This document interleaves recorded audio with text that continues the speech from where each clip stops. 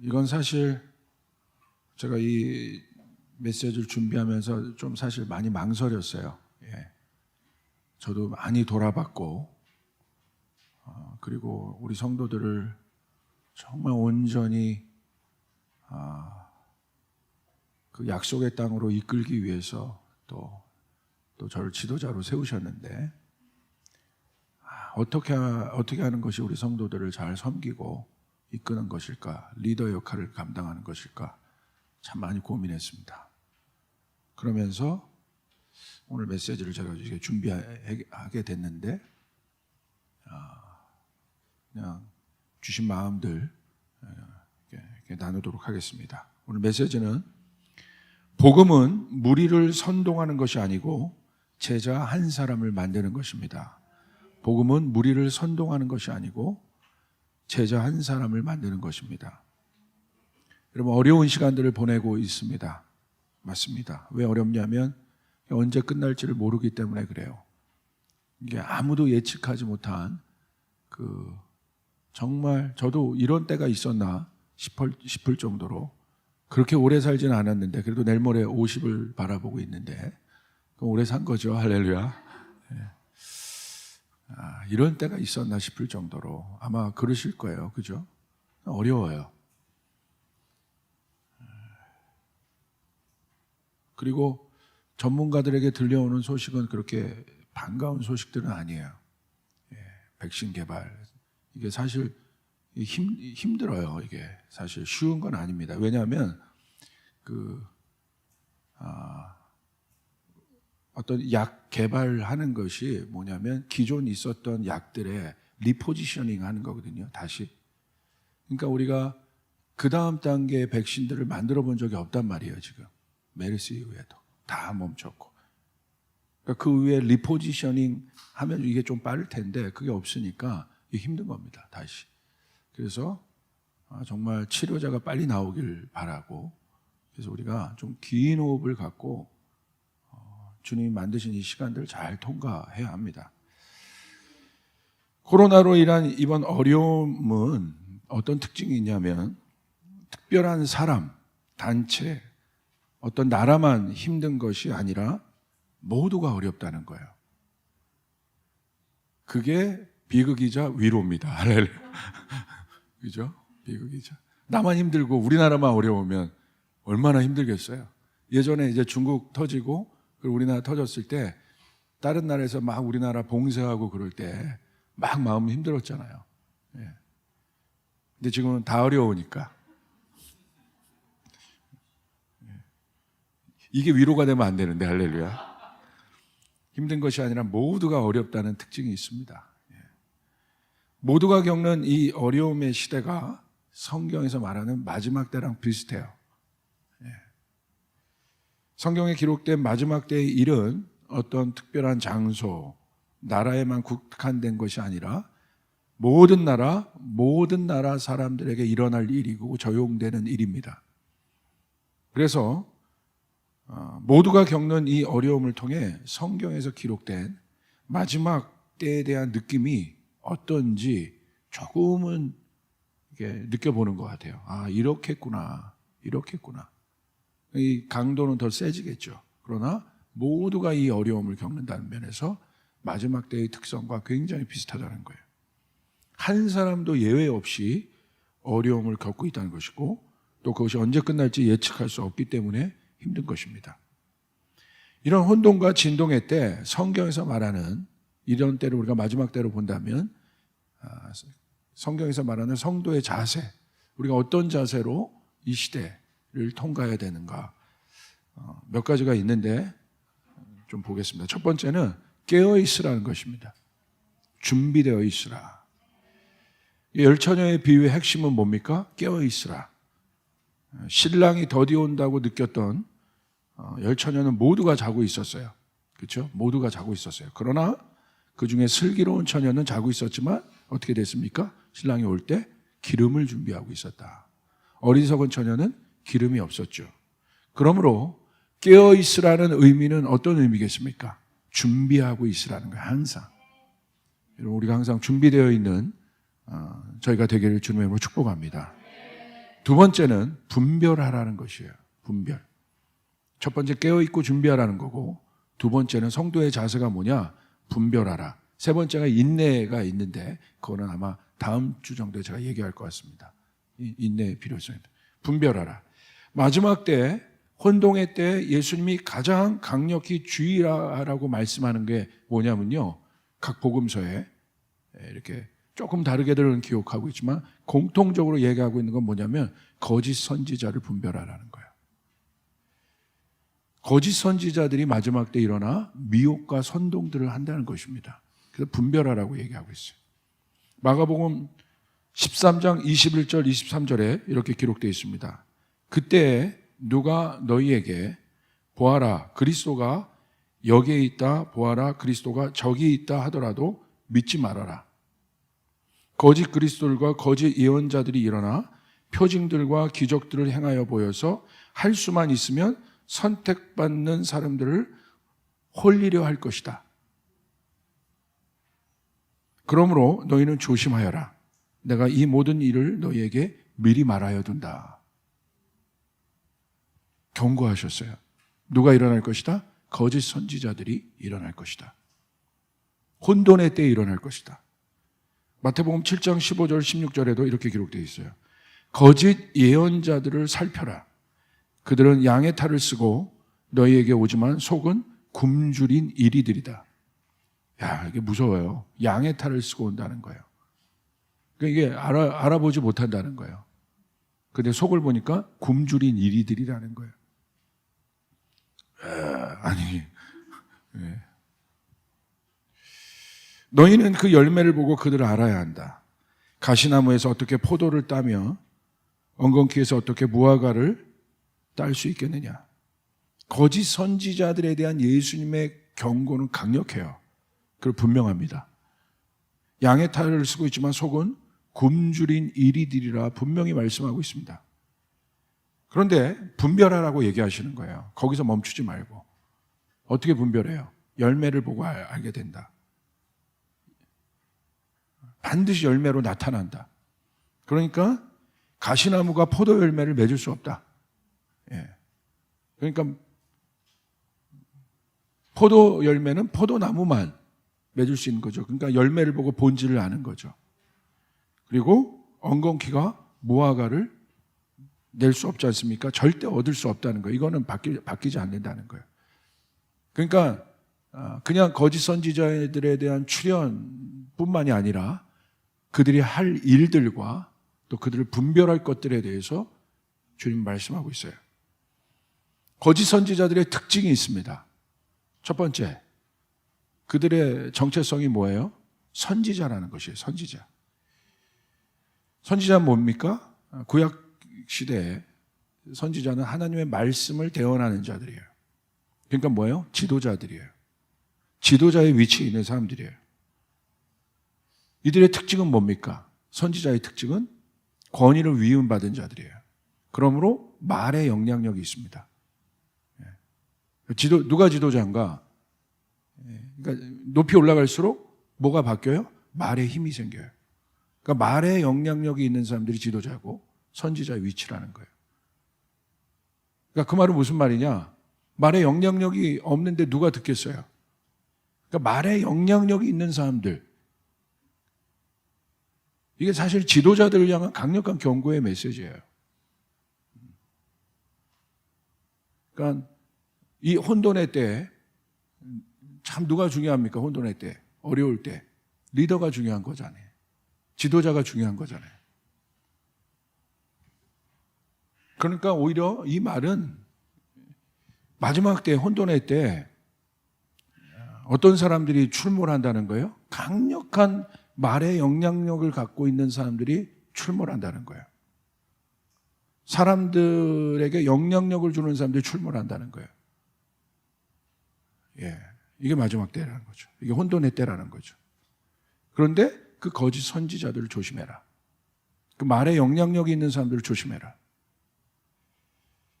이들은 어떤 자입니까? 두 번째, 미혹하는 자들이라는 거예요. 마가복음 13장 22절 보세요.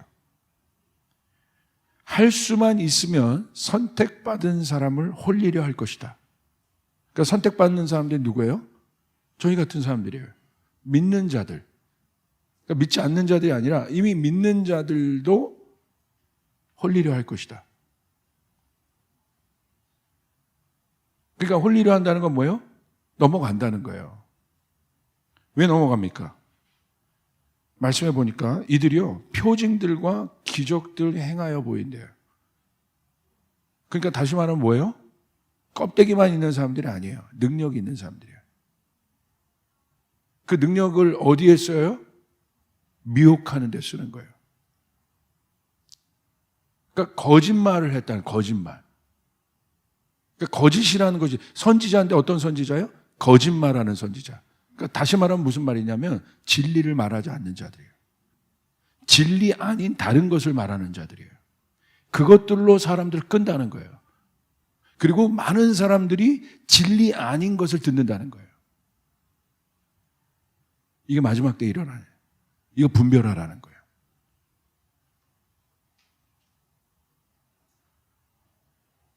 능력을 가진 사람들이 얼마나 집중됩니까? 그러니까 이 사람들이요, 사람들의 이목을 집중시키는 자들이라는 거예요. 능력이 있으니까.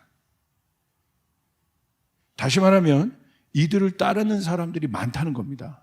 예. 여러분 혼돈의 때 보십시오. 따르는 사람들이 많아요. 어렵기 때문에 뭔가 어려울 때 의지하고 싶은 마음들이 있거든요. 예. 그러니까 막 찾아요. 그러다 걸리는 거죠. 특별히 제가 주목하고 싶은 것은 군중들의 집중을 받는 사람들이라는 거예요. 군중들의 집중. 많이 이게 저도 경각심을 갖고 이 메시지를 준비했습니다. 이때 성도들의 자세는 어때야 하는가? 혼돈의 때 거짓 선지자들을 주의하고 분별하라고 하는 말씀은 그에 반하는 다른 준비가 우리 안에 필요하다는 것입니다. 그렇기 때문에 다른 준비가 우리 안에 필요하다. 첫 번째, 어떤 준비가 필요합니까? 이제 거짓 선지자들의 특징을 봤어요. 제가 주목하는 건 뭐냐면 이들이 영향력이 있다는 거고, 특별히 말의 영향력이 있다는 거고, 메시지의 영향력이 있다는 거예요. 그리고 그러니까 선지자이기 때문에 양의 탈을 쓰고 있기 때문에 빛의 이야기를 하는 것 같으나 진리가 아닌 거예요. 그것들로 사람을 선동한다는 거예요. 진리 아닌 것들로 사람들을 선동한다는 거예요. 미혹한다는 거예요. 왜 이야기하셨을까? 그리고 우리에게 뭐라고 하셨을까? 열매를 보고 분별하라고 그랬어요. 첫 번째, 우리가 정리해 봐야 됩니다. 그렇기 때문에 가장 중요한 것은 어떻게 분별할 수 있느냐? 만약에 지도자이건 이건 나에게도 해당되는 거죠. 각자에게도. 우리 교회에게도. 한국 교회에게도. 어떻게 분별하냐? 첫 번째는 주목을 받는 사람들이기 때문에 자기를 부인하는 일과 싸우는 지도자들을 찾아야 합니다. 자기 부인과 싸우는 지도자들. 사모님과 싸우는 게 아니라는 게 자기 부인. 자기 부인과 싸우는 지도자들이 아니라 자기를 부인하는 자들. 그 메시지가, 이거 심각한 건데 웃으면 안 돼요. 그 메시지가 명확해야 된다는, 그것과 분투하고 있는 자들. 예수님을 따르기 위해서 자기 부인과 싸우고 있는 자들. 이게 바꿔야겠어요, 이게. 그 자기와 싸우고 있는 자들. 그 연약한 자기와 싸우고 있는 자들.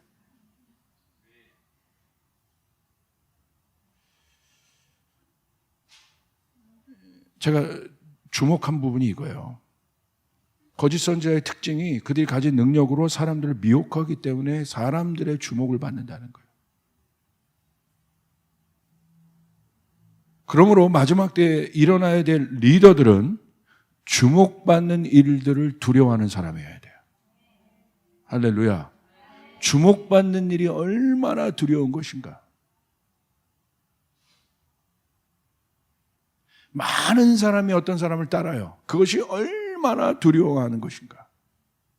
특별히 목회자들이 이 부분을 두려워해야 합니다. 많건 적건 자기가 리더라면 다른 사람이 있다는 거예요. 두려워해야 되는 거예요. 각 사역자들은 이 부분을 두려워해야 되는 것이에요. 엄청난 메시지예요. 주님이 성도들에 대해서 이야기하지 않아요. 마지막 때. 양들에 대해서 이야기하지 않아요. 강력히 경고하는 건 지도자들에 대해서 경고해요. 거짓 선지자들을 조심해라.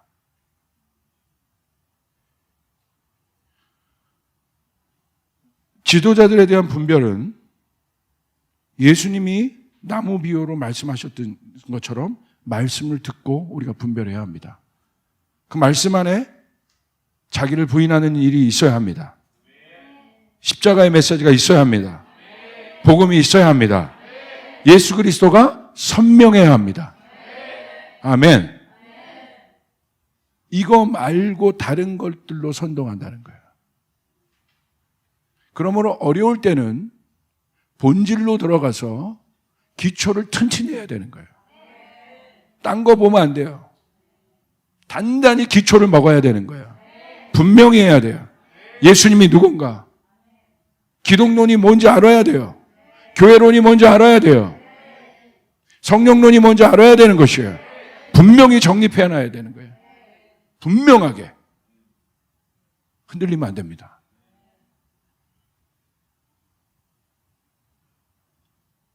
특히 자신도 지도자이기 전에 예수님을 따르는 한 제자인 것을 분명히 해야 되는 것이죠. 그것을 계속해서 말하고 있어야 돼요. 나도 지도자이기 전에 나도 예수님을 따르는 사람이다. 예수님을 따른다면 자기를 부인하는 일과 싸울 수밖에 없어요. 싸울 수밖에 없어요.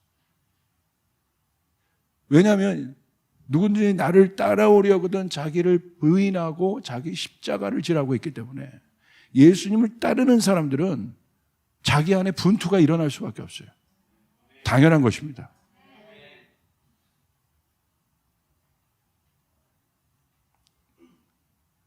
왜 그런지 여러분 아시죠? 말씀드렸어요. 이것이 분별의 키입니다.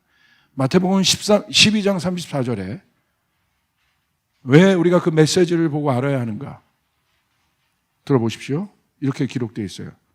독사의 자식들아, 너희는 악하니 어떻게 선한 말을 할 수 있느냐? 이는 마음에 가득한 것을 입으로 말함이라.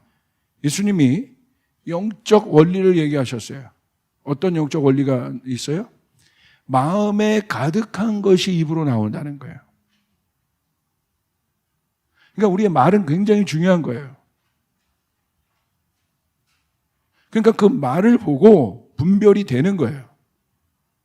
마음에, 여기 써 있죠. 마음에 가득한 것이 입으로 나온다.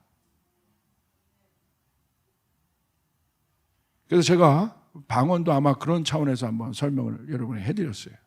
마음에 가득한 것이 입으로 나온다.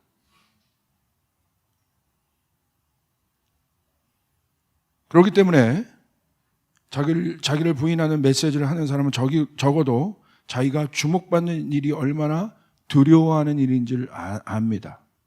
한 사람이라도 자기를 따른다면, 수만 명이 따를 수도 있지만 한 사람이라도 자기를 따른다면 그 위치에 있는 것이 얼마나 두려운 일인 줄 알아야 되는 것이죠.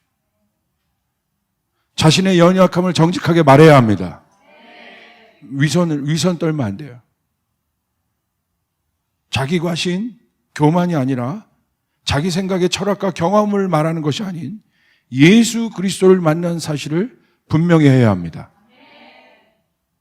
예수님도 언제나 군중들의 주목을 피해 어떻게 하셨습니까? 한적한 곳으로 가셨어요. 예수님이 그 군중 속에 계시지 않았다는 거예요. 우리가 주목해야 될 것이. 그러나 바리새인들은 군중 속에 있는 것을 즐겼어요. 사람의 죄된 본성은 자신이 한 일에 대한 만족과 인정을 구해요. 내가 한 일에 대해서 만족과 인정을 구하는 일은 중요해요. 그러나 그 인정을 누구에게 구해요? 하나님께 구하는 거예요. 그래서 마지막 때 어떻게 해요? 하나님이 보상하시잖아요. 리워드라는 개념이 있는 거예요. 상급이라는 개념이 있는 거예요. 우리는 하나님 보고 하는 거예요. 할렐루야. 뭔가 내가 주님의 일을 하면서 본전 생각나고 뭔가 그런 일들이 자꾸 떠오른다면 그 타락하고 있는 거예요. 뭔가 보상을 구하고 있다면 그 타락이에요, 그게.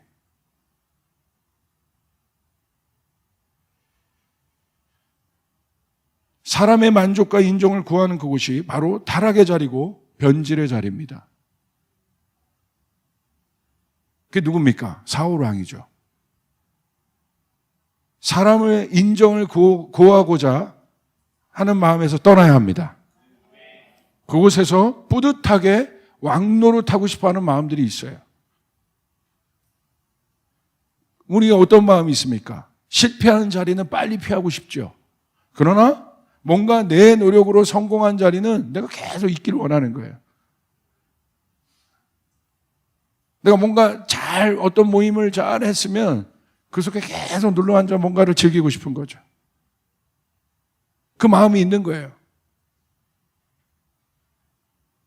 좋아요를 눌러줬으면 좋겠다고 하는 마음이 있는 거예요. 있는 거예요. 본능이에요. 그러나 거기에 나의 모든 것을 묶어서 그곳에 나의 모든 삶이 묶여 있다면 그것은 이미 독이 되기 시작한 것입니다. 변질되기 시작한 거예요. 주객이 바뀌기 시작했다는 거예요. 결국 무슨 싸움이냐? 마지막 때는 보좌의 싸움이에요. 내 마음 안에 주님이 통치하시는 보좌가 분명한가? 그것에 대한 확인입니다. 여러분 명심하시길 바랍니다. 하나님을 대적한 사탄의 교만은 주님의 보좌에 자신이 앉겠다는 거예요. 자신이 인정받겠다는 거예요. 자신이 주목받겠다는 거예요. 그게 거짓 선지자들이랑 똑같은 거예요. 그 마음이 하나님이 가장 싫어하는 교만임을 명심해야 합니다. 그렇기 때문에 의도적으로 예수님을 군중의 주목으로부터 피하려고 했어요. 얼마나 많은 곳에서 예수님을 높였겠습니까? 거기서 뿌듯하게 왕노릇하고 있었다면 여러분 거기서 타락이 시작됐겠죠. 변질이 시작됐겠죠. 다윗도 언제 타락했습니까? 권력의 정점에서 타락했다는 사실이에요. 오히려 모든 것이 좋을 때 타락했다는 것이에요. 능력이 있을 때 타락했다는 것이에요. 제가 7월 달 듣는 마음 칼럼도 썼는데 매에는 장사가 없다. 바짝 엎드려야 될 때이다. 지금은 바짝 엎드려야 될 때입니다. 여러분 미국도 가잖아요. 그러니까 미국 보면 할 말이 없는 거예요. 어느 나라가 장사가 없는 겁니다. 지금은 바짝 엎드려야 될 때예요. 할렐루야. 주님이 은혜를 주시길 때까지 엎드려야 될 때입니다. 아멘. 두 번째, 복음은 무리를 선동하는 것이 아니고 제자 한 사람을 만드는 것입니다. 이런 마가복음 13장 21절을 보십시오. 이 거짓 선지자들이 이렇게 얘기해요. 보아라, 그리스도가 여기에 있다. 보아라, 그리스도가 저기 있다 하더라도 믿지 말아라. 이들의 특징은 군중을 선동하는 자들이에요. 뭐라고 얘기해요? 진리가 저기 있다. 진리가 여기 있다고 얘기해요. 진리가 어떻게 여기 있고 저기 있다고 할 수 있겠어요? 그리스도가 어떻게 여기 있고 저기 있다고 할 수 있겠어요? 그러니까 사람들은 어떻게 해요? 이리로 끌고 갔다. 저리로 끌고 갔다. 진리 아닌 것을 자꾸 맛보게 하는 것이에요. 그리고 여기에 갔는데 뭐라고 얘기해요?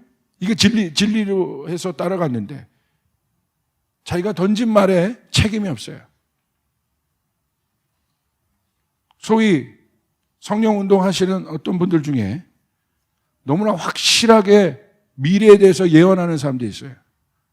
이렇게 되고 심판은 이때가 될 것이다. 그렇게 안 된 게 많아요. 안 될 수 있어요. 확신을 줬는데 그래서 선포했어요. 안 될 수 있어요. 그런데 자기가 잘못했다, 자기가 잘못 봤다, 잘못 들었다고 책임지는 리더는 제가 본 적이 없어요. 많은 사람들을 선동해놓고 무서운 메시지를 하면서 곧 북한이 쳐들어올 것이다, 하나님은 심판하시다, 며칠 내 이 기간까지 디데이다. 얼마나 쏙쏙 들어옵니까? 유튜브 보세요. 그런 사람들 조회수가 얼마나 많이 올라가나. 그리고 그 기간이 지나요. 아무 말 안 해요. 그리고 또 다른 이슈를 만들어요. 또 사람들이 거기로 다 끌려 들어가요. 또 조회수가 높여져요. 뭐 하는 짓입니까? 왜 책임 안 집니까? 잘못 볼 수 있다는 거예요. 잘못 들을 수 있다는 거예요. 그거 뭐라고 하는 게 아닌 거예요. 그러나 잘못 봤다면, 그 디데이를 얘기했다면, 그 디데이가 넘었다면, 국가적인 막 엄청난 예언들을 선포했는데 아무 말 안 해요. 확신 있게 말해놓고 아무 말 안 해요. 잘못 인정하면 뭐 덧나요? 그럴 수 있는 거죠. 정직하게 얘기해야죠. 내가 잘못 본 것 같다, 아닌 것 같다, 다시 엎드려 기도하겠다. 이런 워딩을 갖는 사람이 없어요.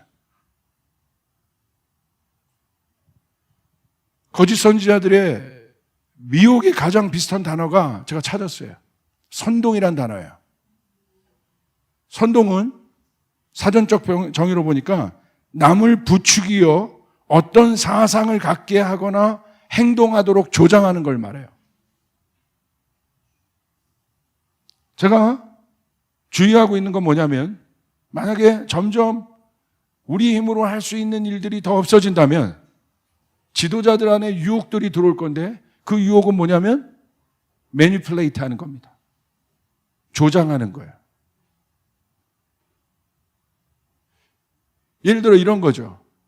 뭐 캐톨릭의 어떤 것이 교리화됐는데, 성만찬 같은 것도 그런 거죠. 커뮤니언 서비스 같은 경우도 이 공예배의 어떤 것들을 강화하기 위해서, 물론 그것만 있는 것이 아니라 사제권을 강화한 거죠. 그래서 사제가 주는 것만, 그건 굉장히 영적으로 중요한 의미예요. 권위의 문제에 있어서도. 그러나 그것만 예배라고 인정하기 때문에 모든 사람은 딴 데서 예배하면 예배할 수 없는 거예요. 그거 아닌 거예요. 본질에 대한 건 아니거든요. 중요한 논의의 거리는 되겠지만, 제가 우려하는 것은 많은 부분에 매니플레이트 하는 것이 있을 것이다.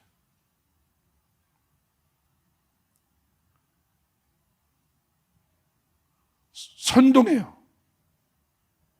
선동이 왜 무섭냐? 선동은 무리의 힘을 만드는 자들이에요. 무리와 군중의 힘으로 예수님을 이용하려 했던 사람이 가룟 유다임을 명심하시길 바랍니다. 무리와 군중의 힘으로 예수님을 이용하려고 했던 사람이 가룟 유다라는 사실이에요. 예수님을 군중을 선동하는 사람으로 여겼던 그의 마음이 얼마나 악한지, 그 안에 마귀가 있다고 했잖아요, 예수님이. 그것이 얼마나 사탄적인가를 알아야 돼요.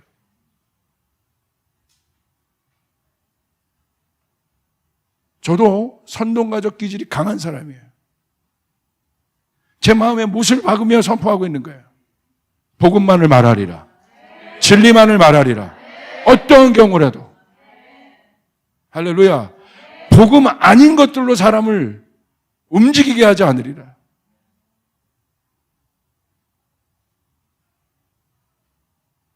복음의 본질에서 떠난 다른 어떤 것으로 사람의 마음을 얻어 군중의 힘을 만들고자 하는 사람들이 선동가입니다. 제가 선동가의 정의를 합니다. 복음 말고, 십자가 말고, 예수님 말고 다른 어떤 이슈들, 그것이 무슨 어떤 이슈든 그 본질 말고 다른 것들로 사람의 마음을 얻고 무리의 힘을 만들려고 하는 자들이 선동가라는 거예요.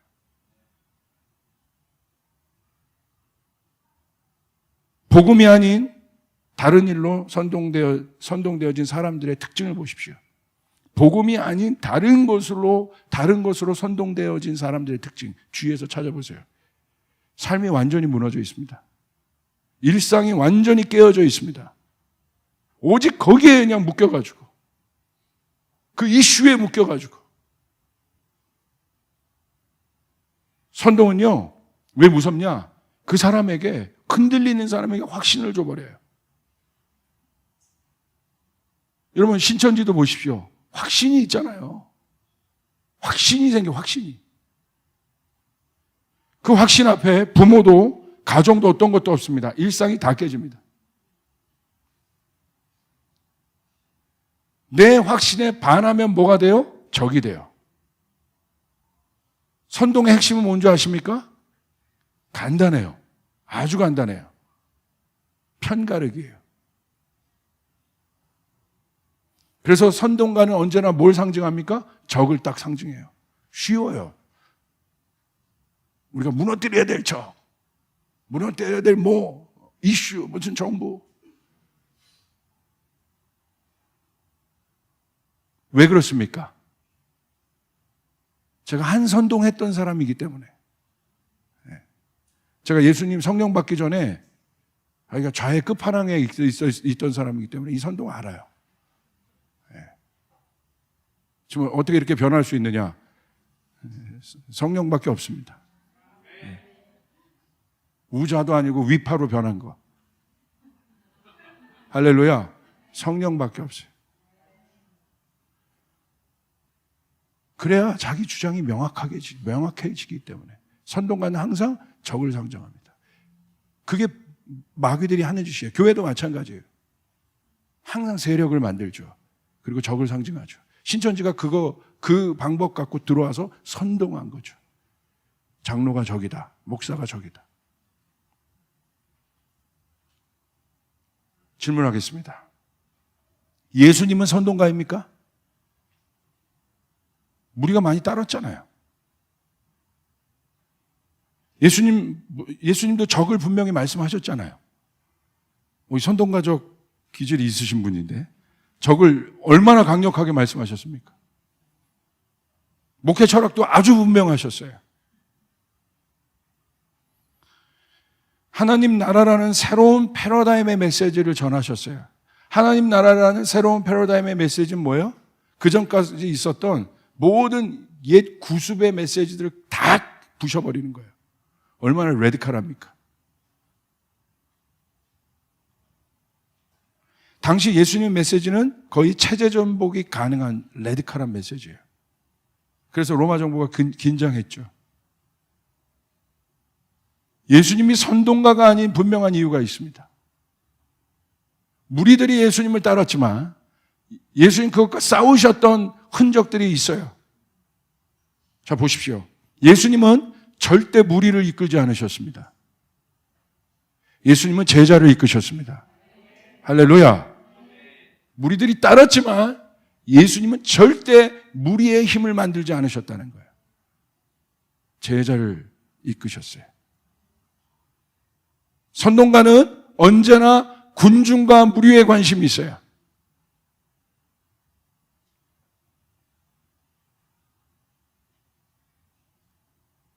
그래서 한 선교 이제 다른 말로는 동원가라고 해요. 동원가들. 그건 좋은 뜻이에요. 선교도 동원이 돼야 되잖아요. 선교를 동원하는 한 선교사님이 계셨어요. 강력하게 막 선포하더라고. 하나님 나라를 위하여 뛰어들어야 된다. 젊은이 막 그 메시지를 들으면 가슴이 뜨거워요. 맞죠? 동원가는 필요합니다. 저는 선동가 동원가입니다. 그런데 한국교회는 막 비판하시더라고. 이런 일에 동원시키지 않는 한국교회에 대해서. 잠잠히 있는 것 같은 한국교회에 대해서. 제가 그래서 그 선교사님 만나서 얘기했어요. 선교사님도 교회를 해보세요. 한 영혼을 회심시켜서 똥기저귀 갈아치우면서 밥 먹여가면서 이유식 먹이고 밥 먹이고 그 그 다음 단계, 그 다음 단계, 그리고 이제 단단한 음식을 먹을 때 이제 성교제를 보게 하고, 이 과정이 얼마나 힘든지. 그게 모판이라고 해요. 모판, 교회를. 이게 소덜리티, 모덜리티에 대한 논쟁인데 모판입니다. 그 파라처치의 핵심 뭐예요? 이 교회 모판을 세우는 거예요. 모판 없이 어떻게 동원이 됩니까? 그런데 어떻게 얘기해요? 이 과정 다 무시하는 거예요. 그래서 제가 뭐라고 그랬어요? 선교사님, 그렇게 비판하실 거면 교회를 세우세요. 그리고 전도해서 이육식부터 먹이고,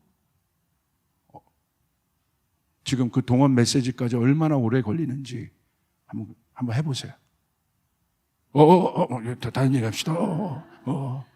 얼마나 제가 미웠을까? 네. 선동은 사실 쉬워요. 조금만 그런 기질이 있는 사람들.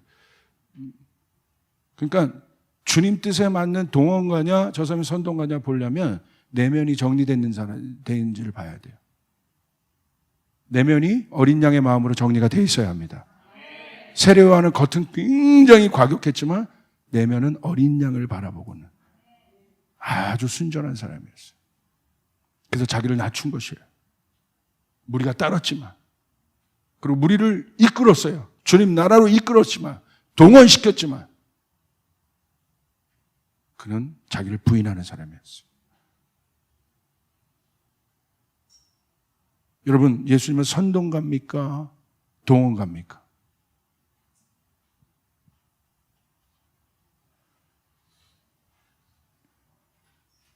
예수님은 무리 속에서 삭개오를 보시는 분이셨습니다. 예수님은 무리 속에서 혈루병 여인을 보시는 분이셨습니다. 예수님은 성난 무리 속에서 간음한 여인 한 분을 보시는 분이셨습니다. 무리가 아니라 한 영혼을 보는 것. 예수님 선동가가 아닙니다. 예수님이 만들고자 했던 힘들을 보십시오. 인간들이 모여서 뭔가를 뒤집어 보자고 하는 힘이 아니에요. 예수님이 만들고자 했던 힘. 한 영혼을 세움으로, 간음한 여인 하나를 섬김으로, 우물가 여인 하나를 찾아감으로 예수님이 일으키고자 했던 하늘의 힘이 무엇인지를 우리는 주목해 봐야 돼요. 누가복음 15장 4절부터 7절에 예수님이 어떤 분인지를 기록하고 있어요. 너희 중에 어느 사람이 양 100마리가 있는데 그 중에 하나를 잃으면 99마리를 들에 두고 그 잃은 것을 찾도록 찾아다니지 아니하느냐. 또 찾은즉 즐겁게 메고 집에 와서 그 벗과 이웃을 불러 모으고 말하되 나와 함께 즐기자. 나의 잃은 양을 찾아노라 하리라. 내가 너희에게 이르노니 이와 같이 죄인 하나가 회개하면 하늘에서 회개할 것이 없는 의인 99을 인하여 기뻐하는 것보다 더하리라. 예수님의 눈이 어디에 있습니까? 99마리의 무리에 있습니까? 잃어버린 한 영혼에 있습니까? 잃어버린 한 영혼에 있다. 거짓 선지자는 무리의 힘을 만들고 그 무리의 주목의 정점에 서려고 하는 자였지만 예수님은 한적한 곳으로 무리를 자꾸 떠나서, 그럴수록 자꾸 떠나서 그 자리를, 외롭지만 한적한 곳에서 하나님 아버지와 독대하고 그곳으로부터 음성을 얻고 사람으로부터 만족을 구하지 않고 잃어버린 한 영혼을 향하여, 무리 속에서 잃어버린 한 영혼에 대한 눈이 있으셨던 분, 그분이 우리 예수님이라는 사실, 그분 때문에 우리가 여기 있는 사실. 오늘 여러분이 왜 값어치가 있는가? 오늘도 그 예수님은, 그 성령님은 집단적인 무리들을 보는 것이 아니라 여기에 상하고 깨어진 그 한 명을 주목하고 계신다는 거예요. 그분이 우리 예수님이라는 사실이에요. 그래서 우리 예수님이 믿을 만한 거예요. 따라갈 만한 거예요. 제가 아까 예배하는데 제가 절벽에 서 있더라고. 근데 주님의 은혜가 막 부어지는 거예요. 막 울었어요. 그래서 이분이 주님이시구나. 일어설 힘도 없는 그때 이분이 그 절벽에서 나를 돌보시는구나. 근데 그때 마침 그 마음으로 막 예배하고 있는데 그 장면이 보인 거예요. 정경 간사님이 하늘에 이게 나예요. 그 주님이 나를 돌보시는구나. 아멘. 이제 오순절 이후로 제가 받았던 메시지가 이것입니다.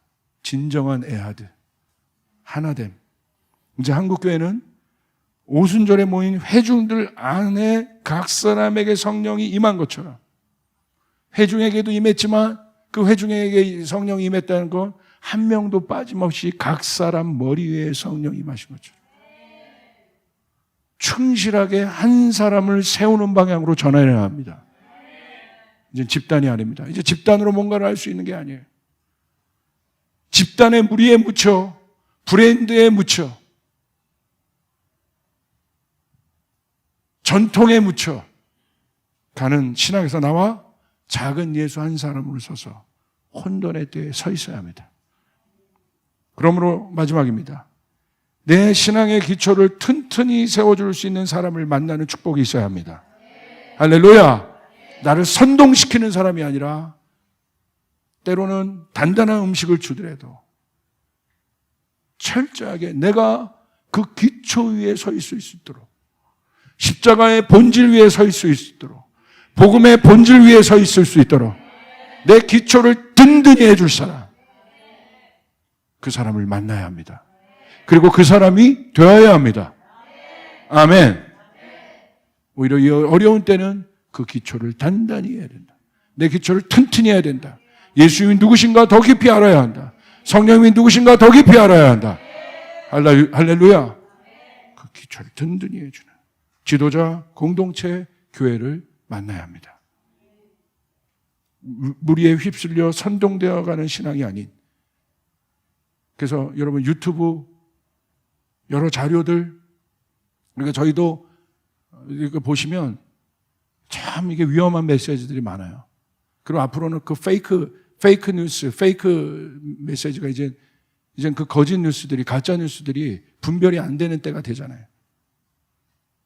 그러니까 이게 그런 게 중요한 게 아니에요. 그런 건 귀에는 닿을 수 있어요. 내 감정, 내 모든 것들을 빨리 자극시킬 수는 있어요. 그것이 중요한 것이에요. 오늘 내가 하루를 살아갈 수 있도록, 주님의 옷자락을 붙잡을 수 있도록, 할렐루야, 십자가를 붙잡을 수 있도록, 복음의 본질 위에 설 수 있도록 내 기초를 다질 수 있는 메시지를 들어야 합니다. 오히려 이럴 때 옛 고전들을 더 읽으세요. 시대적인 책보다 고전들을 더 읽으시길 바라요. 그 단단한 것들을 먹어야 돼요. 요즘 저희 형님이 이제 독서 쪽에 최고 거의 전문가인데, 문학동네에도 오래 계셨기 때문에 그 얘기를 하더라고. 독서를 못 한다는 거예요. 난독증들이 심하다는 거죠. 글씨는 읽는데 의미를 몰라. 왜? 물론 책도 안 보지만 단단한 책들을 안 보는 거예요. 그래도 여러분, 우리 일부 예배 오신 어르신들은 그래도 막 톨스토이 막 이런 책들 읽고 그러셨는데, 그죠? 그죠? 옛날에 그러셨잖아요. 아닌가? 할렐루야. 성경만 읽으셨나? 단단한 거.